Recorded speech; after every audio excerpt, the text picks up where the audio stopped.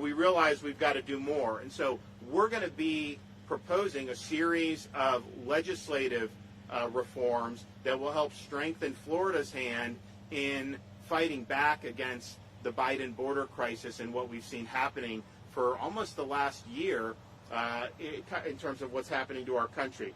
So we're going to propose a number of things. One, we're going to say to any of these contractors who are involved in ferreting people, whether it's buses, charter planes, what have you, any of those folks who are involved in facilitating this type of illegal migration in the state of Florida, they're going to be barred from doing any business with any state or local government agency in the state of Florida. We just cannot be doing contracts with companies that are knowingly and recklessly facilitating bringing people here into our state illegally. And I think that will be very, very important. We're also going to require that any private entity that's involved in facilitating illegal migration into Florida owes the state restitution for each person that they're facilitating, whether they're bringing, whether they're harboring, because this does cost. When you have huge numbers of people,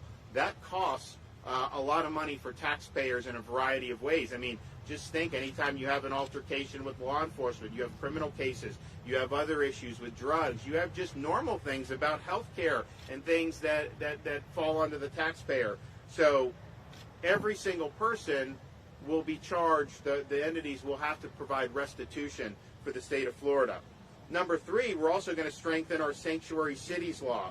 We're going to make sure that if a local jurisdiction is not assisting state law enforcement in our investigation on whether somebody has been brought here illegally, that constitutes a sanctuary policy. And that makes sense. Now, before, when we did the Sanctuary Cities bill, we were dealing with the prospect of the federal government helping us. For example, when Trump was president, you had a criminal alien in a Florida state penitentiary. They served their sentence. ICE would pick them up, and then they'd send them back.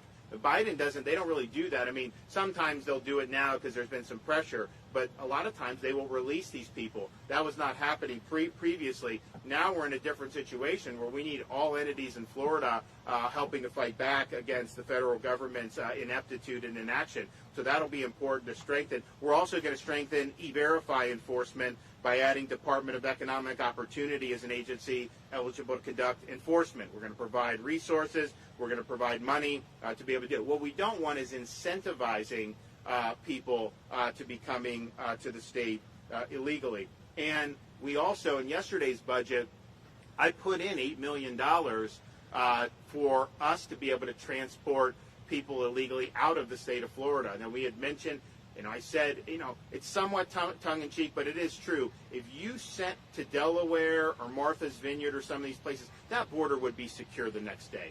That border would be secure. But instead, they're imposing the results of their policies on states like Florida, who they love to hate or whatever. But we are going to provide that opportunity, and I think that could potentially make a difference. We want to know if somebody is committing criminal activity, if they're arrested, or certainly if they're convicted. We want to know whether they are here illegally. That matters. That matters for adjudicating these policies. It matters for the costs that are imposed on our state. We are